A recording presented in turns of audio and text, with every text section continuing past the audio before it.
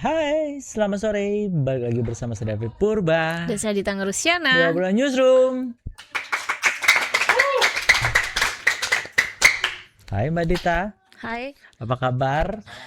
Ngantuk. Ngantuk jangan ngantuk dong. Ini lagi rame Jakarta, lagi rame nih. Iya, Kamu ya. kok ngantuk? Jangan. Berusaha menyemangati diri ya. Karena jangan sampai ketinggalan gitu dengan kayaknya Jakarta hari ini seram itu, banyak yang datang ya kan, menyampaikan aspirasinya yang pasti. Betul. Karena ini kayak kegiatan hari ini tuh sebenarnya sudah di nanti sudah diwacanakan sejak lama gitu hari ini. Jadi sejumlah lapisan masyarakat atau beberapa kelompok lah ya, kelompok masyarakat hari ini menyampaikan aspirasinya ke DPR. Jadi kayak udah sejak pagi ya mereka sudah rame kalau aku tadi lihat di tayangan live gitu. Sejak berapa hari yang lalu? Iya, yang hari ini dari pagi toh? Dari pagi sudah. Ada yang nginap juga di situ. Mangkalin tuh di gedung, namanya Gedung Perwakilan Rakyat ya. Jadi ya boleh dong sebagai rakyat kan. Iya, meskipun kemarin malam mereka diusir tuh oleh polisi. Oke, nggak boleh di situ. Nggak boleh di situ. Akhirnya padahal nego-nego. Perwakilan ya. Iya, begitulah. Gini kan perwakilan rakyat. Berarti kalian ini wakil saya gitu. Ya nggak sih? Logikanya seperti itu. Iya, tapi kan semua ada aturannya. Baik. Gitu. Jadi ya yang kayak kamu bilang tadi ada beberapa kelompok masyarakat termasuk salah satunya ini yang aku boleh bilang menginisiasi sehingga ramai sekarang ya demo. Betul. Aliansi Masyarakat Pati Bersatu. Jadi mereka ini datang jauh-jauh dari Pati, Jawa Tengah ya. Itu untuk datang ke DPR RI, ingin bertemu dengan pimpinan DPR dan menyampaikan beberapa tuntutan. Apa aja tuh? Salah satunya adalah selesaikan rancangan undang-undang perampasan aset. Iya, tapi kalau kita sebenarnya lihat sebelum ramai-ramai soal demonstrasi hari ini, beberapa lalu kita juga diramaikan dengan masalah pemblokiran rekening. Oh, betul. Iya kan, betul. untuk aksi ini hari ini sebenarnya ya. Jadi ketuanya siapa, Pak? Aku lupa bahkan nama aslinya Botok. gitu. Pak Botok. Nama aslinya. Iya. Supriyatno ya. Kalau panggilnya Botok. Itu sebenarnya kalau jujur kalau di Jawa itu makanan. Oh iya betul, enak itu. Betul. Aku pernah makan tuh. Ya, nanti kita bahas di lain waktu. Kalau di operasi itu beda lagi. Oh, beda ya. Iya deh. Nah, sempat ramai soal pemblokiran rekening dan kemarin juga sudah pertemukan juga antara di DPR kan ada Polda Metro Jaya dan ada bank yang terkait juga di situ. Betul. Dan dijanjikan akan dibuka lagi pemblokirannya gitu. Dan hari ini Pak Botok ini juga menyampaikan aspirasi yang sama gitu untuk soal perampasan aset dan pada akhirnya juga diterima oleh pimpinan DPR. Siapa aja Mbak Dita yang tadi mendatangi? Ada Dasko? Ya, ada Dasko, ada salah satunya dan bahkan juga sempat di ultimatum dalam tanda petik lah ya. Kalau misalnya ini tidak selesai, pimpinan DPR harus mundur gitu. Dijawab juga langsung sama Pak Dasko bahwa beliau siap mundur nih kalau misalnya nggak selesai begitu. Batasnya adalah 15 Desember 2026. Betul, karena kemarin itu sebenarnya Komisi 3 sudah menyampaikan bahwa RUU perampasan aset akan diselesaikan di akhir tahun 2026 ini gitu. Di Desember. Nah, karena kayaknya di 15 Desember itu mungkin sisa-sisa masa sidang gitu. Masa sidang DPR kan biasanya akan ada reses dan segala macam. Jadi sebenarnya tinggal 8 minggu gitu untuk penuntasan RUU aset ini gitu. Apakah bisa, padahal ini udah dari 2008 ya. Betul. Nah, ini kita mungkin akan bahas dulu kali ya background lebih ke dinamikanya ya Mbak Dita. Kapan RUU ini diusulkan, lalu perjalanannya seperti apa. Nah, jadi ini diusulkan itu di 2008 ya, di era pemerintahan Susilo Bambang Yudhoyono. Nah, iya, dan waktu itu RUU ini diusulkan oleh PPATK. Karena kayak perlu perampasan aset nih untuk mungkin penindakan korupsi dan segala macam, salah satunya 2012 ya. Itu 2008. Kemudian pada tahun 2012 di era pemerintahannya masih Pak SBY nih ya, lewat Badan Pembinaan Hukum Nasional atau BPHN juga sempat mengusulkan naskah akademiknya terkait RUU perampasan aset itu. Lalu setelah itu tidak ada perkembangan signifikan. Tapi tuh RUU itu keluar masuk terus gitu di prolegnas. Program legislasi, artinya kalau udah masuk program legislasi ini kan akan dibahas gitu. Artinya kamu dianggap penting gitu ya? Atau kamu dianggap prioritas dari gitu ya? banyak jadi banyaknya orang undang-undang nih masuk list itu. Lalu pada 2000 di eranya Jokowi juga sama masuk prolegnas 2015 ya? Iya, sampai 2000 kemarin 19 juga, bahkan di 2023 nih jelang Pak Jokowi lengser ya. Pernah juga mengirimkan surprise sampai dikeluarkan surprise ya? Iya, agar ke DPR agar RUU ini segera dibahas dan disahkan. Nah, pada Mei 2025 Presiden Prabowo juga menyatakan urgensi pengesahan RUU perampasan aset. Nah, terbaru pada hari ini 27 Agustus 2026 DPR akhirnya memberikan jaminan tertulis terkait 4 poin komitmen utama. Ini tadi yang kita sampaikan ya, bahwa AMPB yang diwakili Pak Botox atau Mas Botox itu mendatangi anggota dewan, lalu diterima oleh pimpinan dewan, dan ada 4 poin yang akhirnya disepakati atau dijanjikan kalau lebih tepatnya ya. Yang pertama, DPR menyatakan RUU perampasan aset sebagai agenda legislasi penting untuk memperkuat pemberantasan korupsi dan pemulihan aset hasil kejahatan. Lalu yang kedua, pimpinan DPR berkomitmen mendorong seluruh pihak termasuk Komisi 3 dan pemerintah agar pembahasan dilakukan secara serius, terukur dan sesuai aturan. Nah, yang ketiga, target pengesahan RUU perampasan aset dipatok paling lama itu 15 Desember 2026. Nah, dan yang keempat, pimpinan DPR menyatakan siap mengundurkan diri dari jabatan mereka jika sampai 15 Desember 2026 RUU ini belum juga disahkan dalam rapat paripurna. Kalian jangan berpikir itu tidak selesai ya. Maksudnya kita berharap itu selesai, oke? Enggak, kamu sujon. Kenapa kamu menuduh orang-orang bilang tidak selesai? Aku tahu pikiran netizen. Ya kita nantikan ya, karena kan dalam hal ini kan RUU yang penting gitu. Jadi tidak asal, menurut aku tidak asal untuk disahkan gitu. Harus tetap cepat dan tepat. Jangan asal cepat tapi nggak selamat gitu kan. Bentar banget ya aku bikin rima gini. Iya, coba ulang lagi. Enggak, kamu lupa kan harusnya rima kamu harusan kan. Nah, tadi soal komitmen pengesahan RUU perampasan aset juga ditegaskan oleh Ketua Komisi 3 DPR RI Habibur Rahman yang menyebut target pengesahan ini bukan lagi sekedar wacana. Nah, simak pernyataan selengkapnya. Permasalahan seputar perampasan aset terkait tindak pidana. Yang pertama adalah rendahnya pemulihan kerugian negara. Dari data yang kami dapat, mungkin paling besar ya kerugian negara yang kembali itu 20% dari kerugian yang real. Ya, dalam tindak pidana korupsi. Kemudian pengaturannya belum lengkap, cakupan aset juga terbatas, perkara terhambat dalam situasi tertentu, prosedurnya masih tidak jelas dan tata kelola belum optimal. Berikutnya, ini masih draft ya, dalam draft, aset tindak pidana yang dapat dirampas yang pertama, aset hasil tindak pidana. Yang kedua, aset yang merupakan alat atau sarana untuk melakukan tindak pidana. Kemudian aset yang merupakan barang temuan atau aset yang merupakan barang temuan yang diketahui berasal dari tindak pidana. Terakhir, aset pengganti kerugian dari timbulnya sebuah tindak pidana.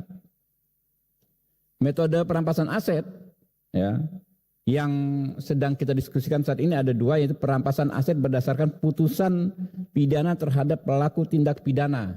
Bahasa teorinya namanya in persona. Yang kedua, perampasan aset tanpa berdasarkan putusan pidana terhadap pelaku pidana atau in rem. Jadi di dua konsep tersebut kita akan kombinasikan. Berikutnya, keseimbangan antara kepentingan penegakan hukum dan perlindungan hak konstitusional warga atas harta benda. Ya, ada di pasal 1 ayat 3 bahwa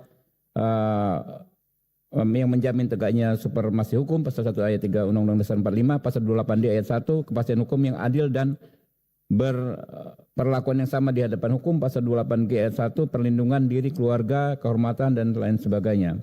Komisi 3 berkomitmen menghasilkan kebijakan perampasan aset yang berkeadilan untuk memulihkan kerugian negara secara cermat. Sampai dengan Desember nanti, teman-teman, ya, tahapan berikutnya adalah kita akan melakukan rapat kerja dengan pemerintah, lalu harmonisasi, pembahasan DIM, ya, pembahasan DIM, lalu tim perumus, tim sinkronisasi, pengambilan keputusan tingkat pertama dan pengambilan keputusan tingkat kedua atau di paripurna yang dipastikan di bulan Desember tahun 2026. Komisi 3 berkomitmen untuk terus bekerja cepat dan tepat dalam upaya menghadirkan undang-undang yang efektif, berkeadilan, berkemanfaatan, terutama dalam menjawab kebutuhan publik secara responsif. Demikian laporan ini kami sampaikan. Terima kasih. Billahi taufiq wal hidayah. Wassalamualaikum warahmatullahi wabarakatuh.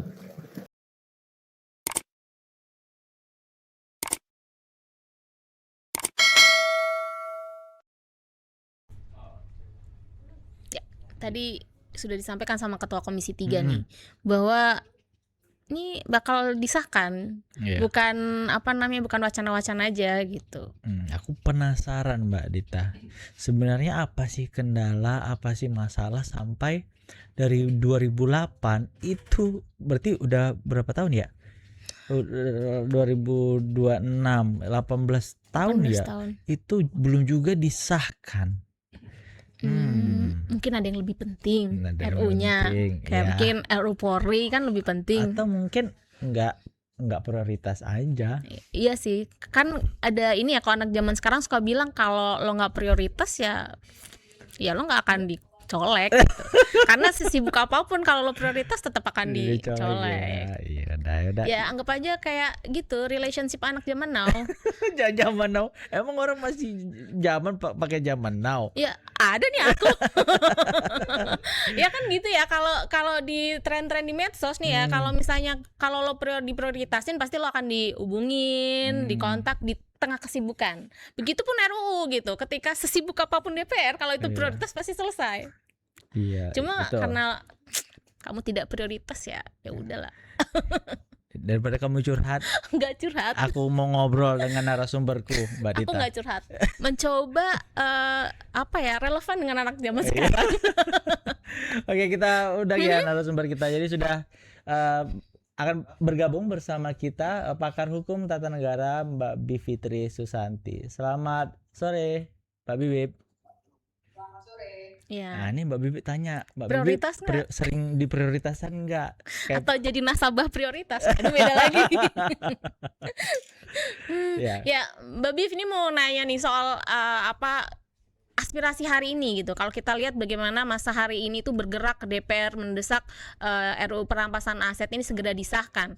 Tapi kan kita juga tidak serta-merta bisa gegabah gitu Mbak Biv, bahwa ini harus cepat disahkan tanpa kita melihat substansi apa yang dihasilkan sama DPR dan pemerintah gitu. Nah, pandangan Mbak Biv ini seharusnya seperti apa gitu di tengah desakan masyarakat yang menguat, tapi kita juga nggak bisa asal-asalan gitu undang-undang ini jadi gitu Mbak Biv. Betul, jadi harusnya memang dilihat dulu draft terakhir itu seperti apa. Karena kan ada istilah the devil is in the detail ya, setannya itu ada di perincian-perincian. Setan dalam arti dalam tanda kutip ya, artinya kita harus hati-hati terhadap kalau membahas suatu kebijakan, suatu undang-undang, karena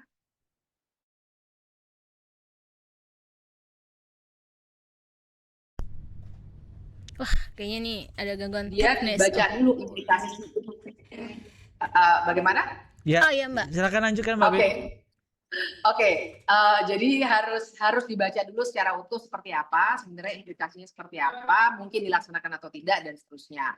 Nah, kebetulan kita membahas pada sore hari ini, sekalian saya mau mengingatkan bahwa kenyataannya sampai sekarang pembahasan RUU itu tertutup. Jadi saya harus ingatkan bahwa draft terakhir, jadi kalau misalnya ada yang bertanya kepada saya akan bilang, lah saya juga baru baca draft yang kira-kira sudah beberapa bulan yang lalu umurnya. Karena draft yang paling baru itu belum pernah didapatkan oleh masyarakat sipil. Jadi itu dulu yang harus diketahui tuh. Bagaimana kita juga harus hati-hati melihat isu hari ini, apalagi kalau kita perhatikan yang membawa isu ini kan masyarakat Pati ya, Aliansi Masyarakat Pati Bersatu AMPB. Sebenarnya ada pertanyaan yang agak mendasar sih, masyarakat Pati tiba-tiba membawa isu RUU tersebut yang memang sebenarnya sedang didorong. Yang saya dengar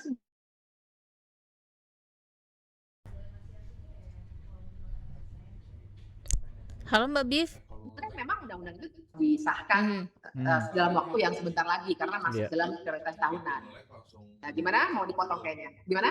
Oh, tadi agak ada kendala teknis nih, jadi agak nge-lag gitu. Nah, silahkan dilanjutkan. Oke, jadi agak unik bahwa RUU itu dibawa sebagai isu demonstrasi dari Pak. Memang ini ada beberapa kendala teknis jadi agak terpotong. Tapi benar. Merasa kita perlu hati-hati karena walaupun sudah ada perjanjian dari DPR, tapi kan ini masih ada beberapa orang atau beberapa kelompok yang masih berdemonstrasi di DPR, dan tadi malam itu masih ada beberapa puluh orang yang sebenarnya ditangkap. Jadi saya kira kita mesti lebih mendalam melihatnya. Jangan-jangan ini bukan hanya soal RUU perampasan asetnya itu sendiri, tapi ada sesuatu yang sifatnya lebih politis di dalam aksi-aksi hari ini gitu.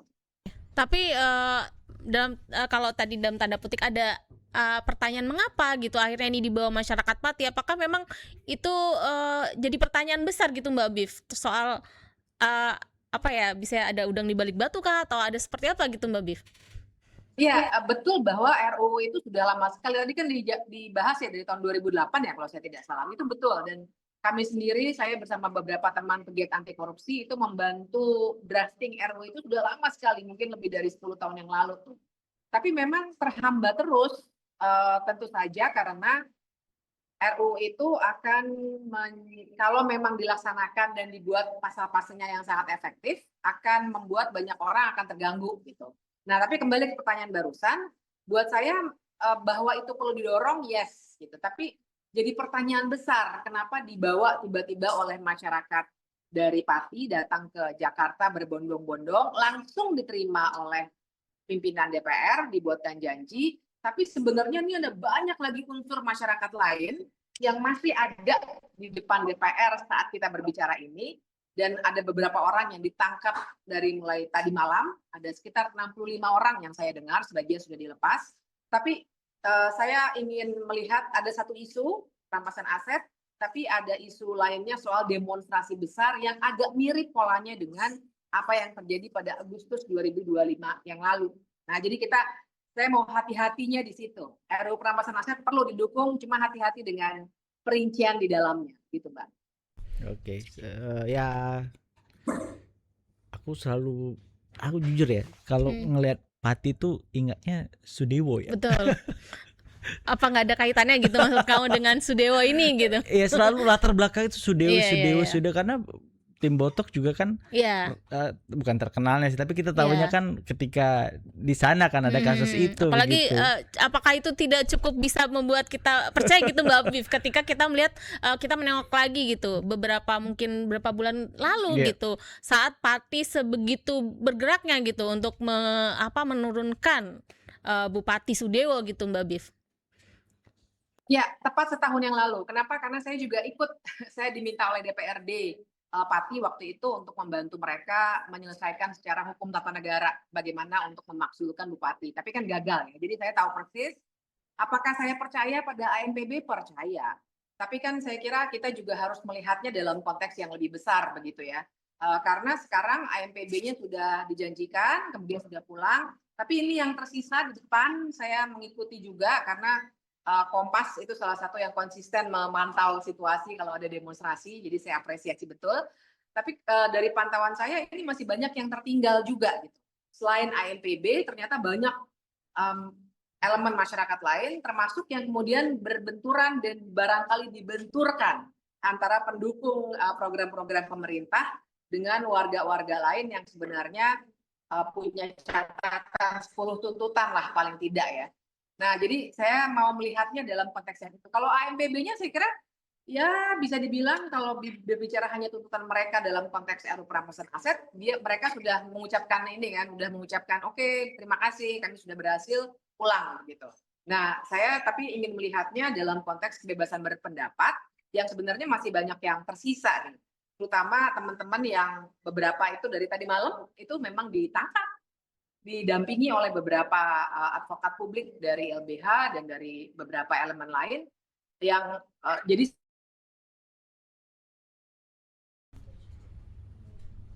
Oke. Iya. Mbak Bif? Saya mau melihatnya bahkan isu bahwa hari ini mungkin ada sesuatu kan dari akhir Juli itu sudah digaungkan. Mal-mal bikin pagar, terus diminta diturunkan oleh Pak Gubernur dan seterusnya. Nah, jadi mari kita lihat juga dalam konteks itu karena kelihatannya ada hal-hal yang mesti kita baca secara politik juga secara mendalam. Kira-kira begitu. Nah, kalau tadi mungkin Mbak Bif selain menyoroti undang-undang perampasan aset, ada aspirasi lain yang perlu diperhatikan gitu. Apakah artinya DPR ini harusnya bertemu dengan kelompok masyarakat lain gitu selain yang menyuarakan soal RUU perampasan aset, Mbak?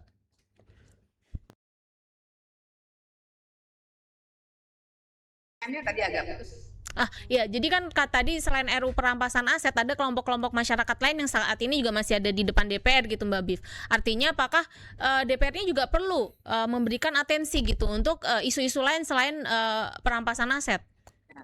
Ya, kalau menurut saya sih harusnya tetap diperhatikan juga. Jadi jangan hanya RUU perampasan aset yang memang tentu saja cenderung mudah untuk dipenuhi, mudah dalam arti ya simpel, satu RUU jelas, tangible. Tapi kan tuntutan kelompok-kelompok lainnya itu banyak tuh, termasuk kritik yang sangat mendasar pada pemerintahan yang sekarang. Bukan RUU, tapi mulai dari kebijakan-kebijakan, kemudian militerisasi dan lain sebagainya.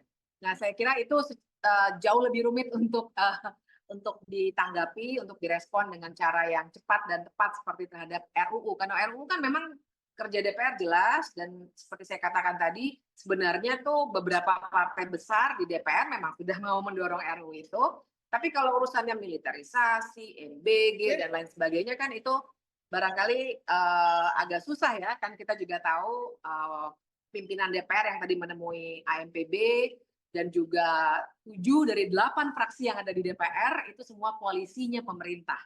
Yang saya kira untuk mereka memenuhi atau menemui orang-orang untuk berdialog mengenai isu-isu yang melampaui sebuah RUU pasti jauh lebih rumit dan lebih politis.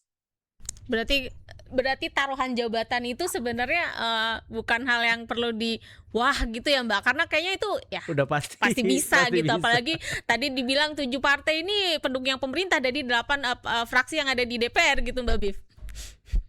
Iya, jadi kalau RUU, kalau boleh saya gambarkan sedikit ya, RUU itu memang menurut pasal 20 Undang-Undang Dasar itu dibahasnya berdua, DPR dengan pemerintah. Nah, nanti secara teknis fraksi-fraksi di DPR lah yang akan memutuskan kan, 8 fraksi plus pemerintah. Nah, ini kenyataannya adalah 7 dari 8 fraksi itu koalisinya Pak Prabowo. Jadi kita bisa lihat 2 tahun belakangan ini apa yang Pak Prabowo inginkan biasanya akan segera disahkan. Misalnya tadi sudah disebut, saya dengar dialognya Mbak Dita dan Mas David, misalnya RUU Polri selesai itu 4 hari loh, RUU TNI 9 hari selesai, you name it, mau banyak sekali RUU. Kalau memang diinginkan oleh Partai Gerindra terutama, tapi juga koalisi secara umum, itu biasanya akan dengan mudah. Kadang-kadang bahkan kami justru protes karena prosesnya tidak partisipatif secara bermakna dan juga tidak terbuka. Nah, jadi yang sekarang saya khawatirkan justru jangan-jangan RUU perampasan aset dengan segala macam dijanjikan dengan cepat, oke 15 Desember, senang juga kita ya. Tapi kita nggak tahu dalamnya nih. Saya khawatir karena begini, RUU perampasan aset itu kita harus hati-hati loh. Bayangkan misalnya siapa sih yang merampas aset itu, maksudnya mengelola aset yang dirampas misalnya. Di draft yang lama, lagi-lagi disclaimer-nya saya belum baca draft baru, di draft yang lama misalnya itu kejaksaan. Nah sekarang bayangkan kita lagi punya masalah, misalnya dengan 74 kg emas kasusnya misalnya. Artinya, kalaupun ada satu lembaga yang harus melakukan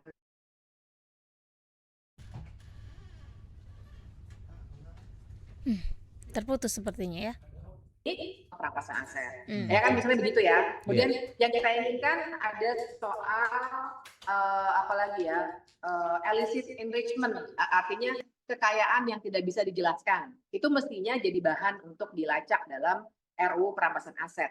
Yang saya dengar, saya belum baca draftnya yang terakhir, itu sudah dihilangkan dari RUU. Walaupun para pegiat anti korupsi justru menginginkan pasal itu masuk. Nah, jadi RUU yang kayak apa nih yang sebenarnya akan dikeluarkan nanti bulan Desember?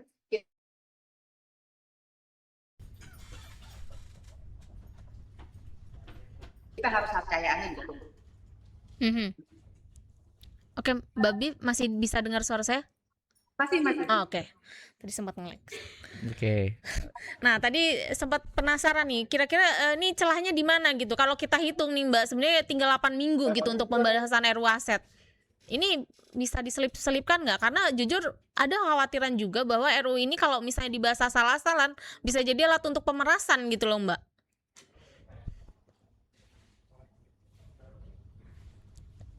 Halo Mbak Bif? Ya. Oke, sudah nyambung lagi. Ini tadi apakah terdengar suara pertanyaan saya atau perlu diulang? Perlu diulang dong Mbak, ujungnya. Ya. Nah, jadi kan kalau kita lihat ini sebenarnya kalau sampai 15 Desember ini kurang lebih 8 minggu gitu. Nah, kira-kira celah mana saja nih yang dikhawatirkan nantinya RUU perampasan aset jadi alat untuk memeras dalam tanda petik ya oleh mungkin aparat yang tidak bertanggung jawab atau mungkin untuk jadi ya tawar-menawar lah ya biasa gitu. Apalagi kalau tadi kita lihat institusinya Kejaksaan Agung yang sebenarnya saat ini perlu juga direformasi gitu. Kalau kita lihat kasus sebelumnya gitu, ex Jampitsus gitu. Ini seperti apa nih Mbak Bif? Ya, saya kira yang harus diperkuat adalah satu institusinya. Jadi memang harus ada satu penanggung jawab. Kalau memang mau di Kejaksaan Agung, benarnya tidak menjadi masalah apabila dibuatkan mekanisme pengawasan dan transparansinya yang luar biasa. Itu satu. Kemudian yang kedua, hukum acaranya, prosedurnya. Jadi penyalahgunaan wewenang itu bisa dibatasi semaksimal mungkin. Prosedurnya harus jelas. Ini yang kami belum baca draft terakhirnya seperti apa. Prosedur itu dalam arti misalnya syaratnya apa untuk perampasan aset, kategorinya apa. Karena kalau masalah merampas aset saja, dalam beberapa hal kita sudah punya. Tapi kan yang kita inginkan itu ketika ada masalah dalam penanganan pidananya, mestinya dia bisa dialihkan jadi isu perdata sehingga asetnya tetap bisa disita dulu oleh negara ya untuk mengembalikan situasi korupsinya. Nah, itu harus dipastikan prosedurnya supaya tidak ada penyalahgunaan wewenang. Dan kemudian yang ketiga juga yang sangat penting, partisipasi masyarakat itu ada di mana tuh? Supaya tidak ada seperti tadi Mbak Dita bilang negosiasi antar lembaga begitu ya, kemudian mungkin ada tawar-menawar politik, itu harus bisa diminimalkan kalau misalnya partisipasi masyarakat dibuka secara luas. Nah, kira-kira setidaknya 3 itu yang harus jadi prasyarat dalam 2 bulan ini. Berarti kita harus dorong betul supaya kita bisa kritisi rame-rame. Jangan sampai kayak RUU Polri kemarin Mbak, 4 hari langsung lolos, kami nggak tahu RUU-nya kayak apa, keluarnya ya hanya sangat minimal, tidak seperti yang dibayangkan waktu ada tim percepatan reformasi kepolisiannya Pak Prabowo. Kalau terakhir dari saya, ini cara ngedorongnya gimana ya Mbak BBB agar tidak sampai seperti RUU Polri kemarin itu? Gimana cara masyarakat sipil itu bisa bukan mendetek ya, tapi mengakses atau mendorong tadi yang Mbak BBB bilang ya paling tidak ya agar tidak ada pasal-pasal setan tadi itu Mbak BBB. Iya. Cara mendorongnya ya pasti jangan sekedar tadi janjinya kita pegang, tapi setelah itu langsung didorong pada komisi yang terkait. Saya belum tahu sebenarnya yang membahas komisi 3 karena hukum ya, atau badan legislasi. Nanti saya kira kita semua harus cek lagi. Kemudian minta mereka bikin rapat dengar pendapat umum semaksimal mungkin untuk semua elemen sesuai partisipasi bermakna, yaitu semua yang mungkin terdampak dan juga yang punya perhatian. Nah, nanti kemudian yang kedua, minta mereka keluarkan semua draftnya. Jadi naskah akademik, naskah RUU-nya, dan juga ada model namanya daftar inventarisasi masalah. Nah, minta mereka buka aja, kalau perlu taruh aja di website, kita semua nanti bisa download misalnya. Jadi kita punya informasinya cukup. Jadi jangan sampai nanti berdebat tapi kita pakai draft lama, nanti kan nggak nyambung begitu ya. Dan kemudian yang ketiga, bagian penting dari partisipasi bermakna adalah kalau kita memberi masukan, mereka harusnya memberikan feedback. Masukan Anda tidak diterima karena apa gitu ya. Harus dikasih alasan. Jadi kita juga tahu apakah masukan kita diterima atau tidak.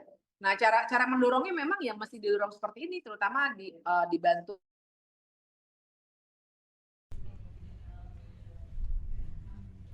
oleh media massa, oleh pers, sipil, terus mendorong dari luar supaya ini semua dilakukan. Oke, Mbak Bif, ini kan sebenarnya kalau mungkin kan kalau di Des Nasional memang cukup intens mengawal pembahasan RUU perampasan aset ini. Jadi kalau kita tengok gitu beberapa bulan belakangan ini sebenarnya kayak DPR juga mengadakan sejumlah RDPU gitu Mbak. Tapi memang kebanyakan ke praktisi hukum seperti pengacara, terus juga pakar hukum juga sempat diundang beberapa gitu. Nah, apakah ini masih kurang bermakna atau memang perlu masyarakat sipil atau pegiat anti korupsi juga harus diikut sertakan di RDPU itu gitu Mbak? Atau memang selama ini RDPU yang digelar itu hanya sebagai, aku mau bilang formalitas, apakah keterlaluan gitu? Bener kok Mbak. Atau seperti apa gitu kan, kayak prosedural aja gitu Mbak. Ini loh kita sudah RDPU gitu, walaupun mungkin tidak sampai membahas pada substansi, apalagi kalau tadi Mbak Bif tuntutannya itu harus ada feedback gitu. Kita belum pada sampai di sana gitu loh Mbak. Nah ini apakah masih kurang gitu dalam hal proses pembentukan undang-undang di kita tuh masih jauh dari harapan gitu Mbak Bif? Iya, masih sangat kurang. Jadi ada putusan Mahkamah Konstitusi nomor 90 dulu itu dalam tahunnya 2021 yang kemudian sudah dituangkan ke undang-undang tentang pembentukan peraturan perundang-undangan. Pasalnya saya sampai ingat tuh karena itu penting sekali, pasal 96 yang sebenarnya mensyaratkan yang namanya partisipasi bermakna. Partisipasi bermakna itu elemennya ada 3, yaitu hak untuk didengar, yang kedua hak untuk dipertimbangkan, yang ketiga adalah hak untuk mendapatkan jawaban. Jadi harus ada feedbacknya. Nah, tapi ada bagian keempatnya nih yang mesti diperhatikan dalam putusan Mahkamah Konstitusi itu, yaitu yang diajak itu harus semua orang yang akan terdampak oleh sebuah RUU dan juga yang punya perhatian terhadap RUU itu. Sehingga nggak benar kalau hanya mengundang katakanlah guru-guru besar gitu. Dengan segala hormat ya, saya juga akademisi, tapi kan tidak hanya guru besar yang harusnya diajak, tapi masyarakat luas. Nah, sebenarnya bagian itu yang sangat kurang, Mbak. Dan juga Mas David, karena saya berapa kali ke Mahkamah Konstitusi mengajukan atau membantu kawan-kawan untuk menguji prosedur pembuatan undang-undang, itu seringkali istilahnya Mbak Dita tadi, kok kayak formalitas, itu yang seringkali terjadi. 3 hari Undang-Undang Polri itu, apakah ada yang diundang untuk partisipasi? Ada sebenarnya, tapi hanya akademisi yang kalau kami lihat track record-nya, itu memang akademisi yang pasti mendukung programnya pemerintah. Untuk akademisi yang berlawanan atau kelompok-kelompok masyarakat sipil tidak diundang. Nah, ini yang harus diubah dalam RUU perampasan aset ini. Karena bahaya betul, RUU perampasan aset ini seperti pedang bermata 2 menurut saya. Satu, kita perlu sekali, tapi yang kedua, kalau dipakai untuk memeras dalam tanda kutip ya, kita boleh loh berprasangka buruk kalau kepada yang punya wewenang. Suzon itu boleh kalau urusannya pada yang punya wewenang. Dan RUU ini bisa menjadi alat untuk memeras atau misalnya untuk menyita aset, itu kan banyak ya, tanah, bangunan dan seterusnya. Bahaya betul kalau misalnya RUU perampasan aset ini tidak dibahas secara partisipatif yang bermakna. Itu penting tuh, bermakna. Bermakna ya. Oke. Nggak cuma denger aja gitu kan. Apa sih? Ya, didengar aja tapi nggak dilakuin. Apalagi formalitas. Betul, prosedural aja, prosedural. yang penting ada. Oke, terima kasih banyak Mbak Bibip untuk waktunya, untuk insight yang diberikan. Saya selalu Mbak Bibip. Selamat sore. Ya, sama-sama, terima kasih. Sore. Seru ya, selalu seru ngobrol dengan Mbak Bibip. Iya, karena kita kayak punya, iya ya, begitu ya gitu pasti.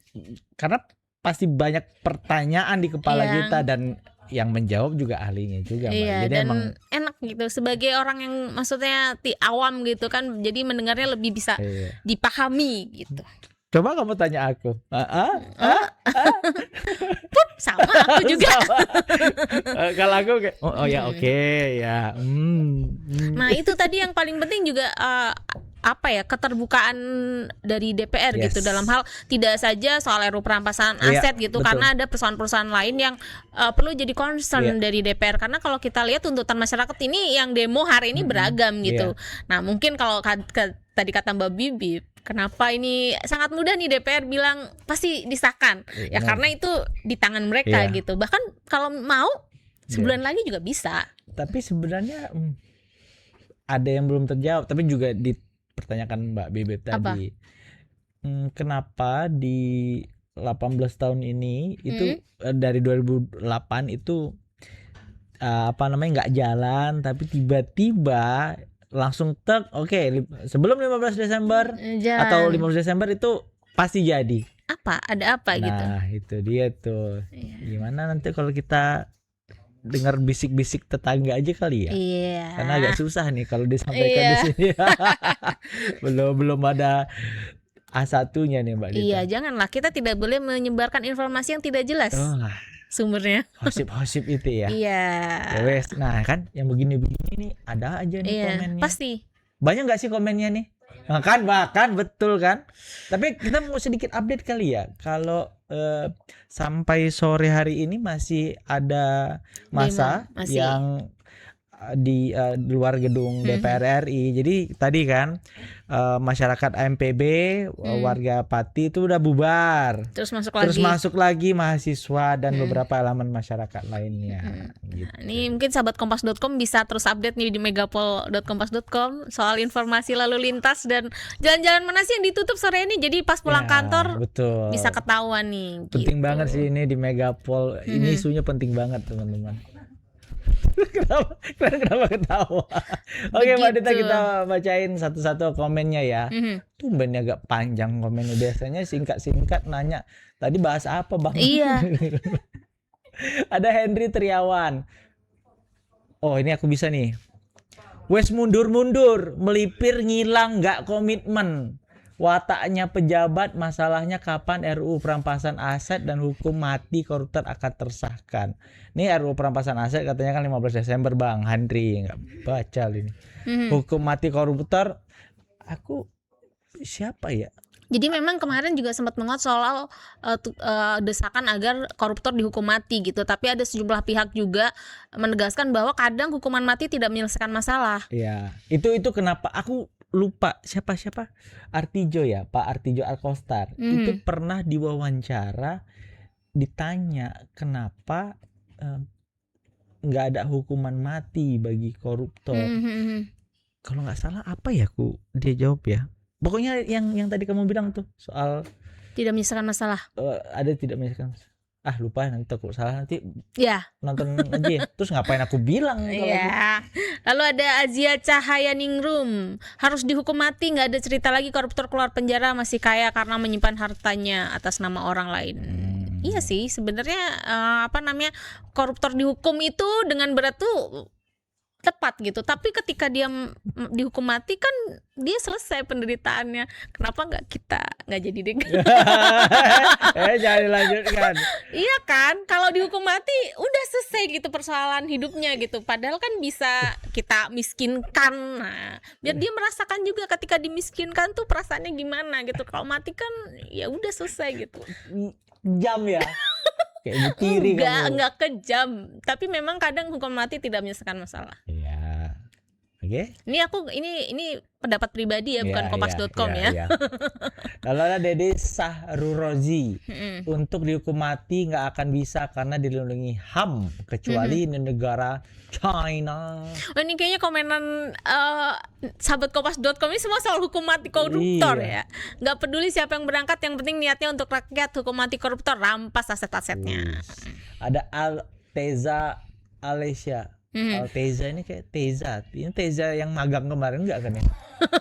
Kalau di tanggal 15 Desember 2026 RUU perampasan aset benar-benar tidak disahkan dan anggota DPR tidak ada yang mengundurkan diri, Apa yang akan terjadi ya? Ya tentu digantikan sama anggota lain untuk jadi pimpinan DPR.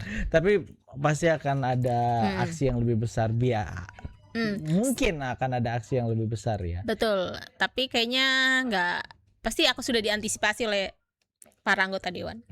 Banyak banget komen lain tapi pada nggak bisa dibacain. Kenapa nggak bisa? Kita pakai tutut gitu aja. Maki-maki semua. Ya pokoknya kita harap semoga hari ini demo berjalan aman, lancar gitu. Tentu juga kita berharap bahwa dengan undang-undang aset ini, perampasan aset disahkan, tapi juga dengan substansi. Kalau zaman sekarang kontennya tuh harus berkualitas, nggak cuma nanti disahkan aja terus masih malah jadi alat. Kalau tadi Mbak Bivitri bilang tuh jadi pedang bermata dua, dia bisa menyelamatkan tapi dia juga bisa membunuh gitu loh. Iya, jadi ya draftnya aja kita belum dapat gimana. Iya sih, aku juga nunggu nih. Ayo Bu Puan silahkan di-share. Oke Mbak Dita, kalau AMPB itu jauh-jauh membawa tuntutan soal perampasan aset dari Pati ke DPR RI. Nah kalau kita jauh dari sini, jauh dari studio, ingin mengajak sahabat untuk berdonasi.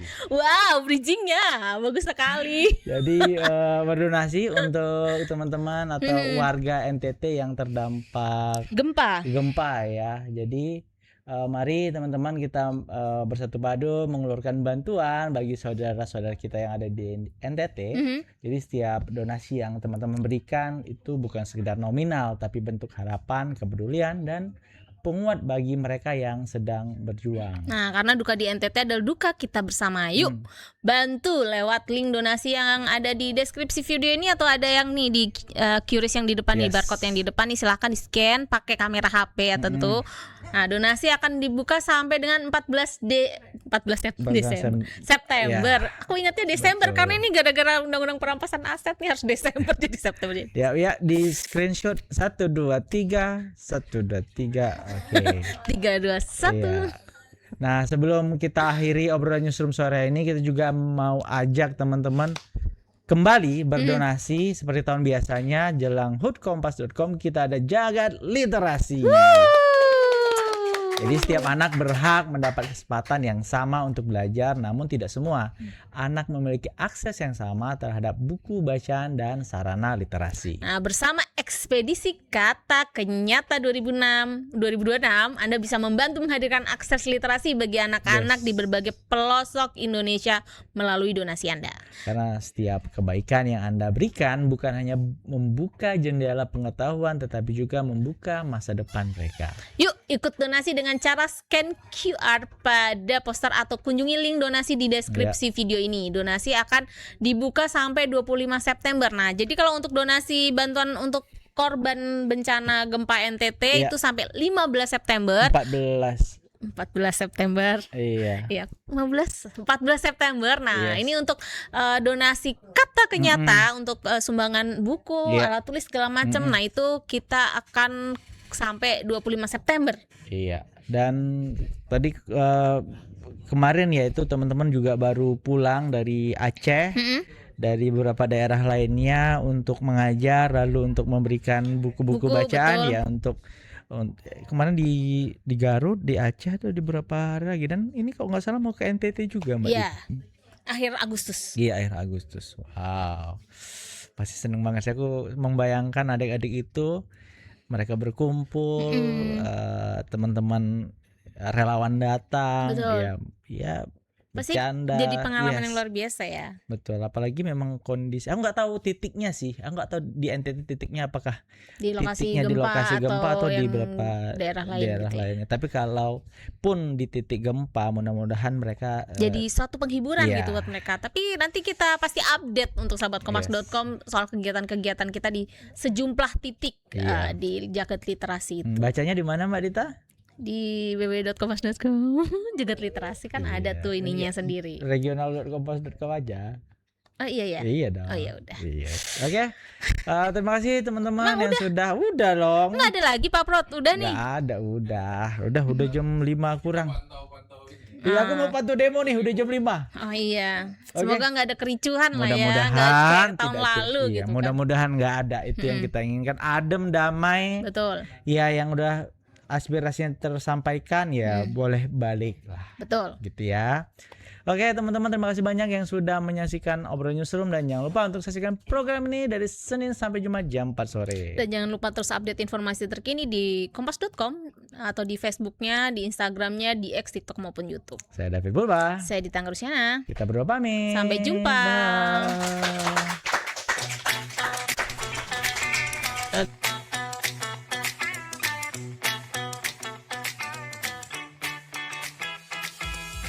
Kompas.com tak hadir di channel WhatsApp. Kamu bisa tetap terhubung dengan teman dan keluarga sambil dapat update berita terbaru. Cari tahu berita pilihan terpopuler dan terkini dari satu aplikasi. Caranya gampang banget. Temukan channel Kompas.com di aplikasi WhatsApp,